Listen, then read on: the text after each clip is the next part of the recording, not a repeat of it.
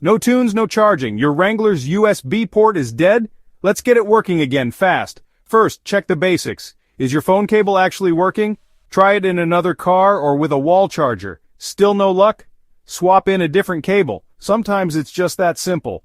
Next, look at your Jeep's fuse box. The USB port has its own fuse, and if it's blown, the port won't work. Your owner's manual will show you which fuse to check. If it looks burnt or broken, grab a replacement from any auto parts store.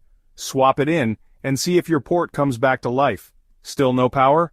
Try restarting your Jeep's infotainment system.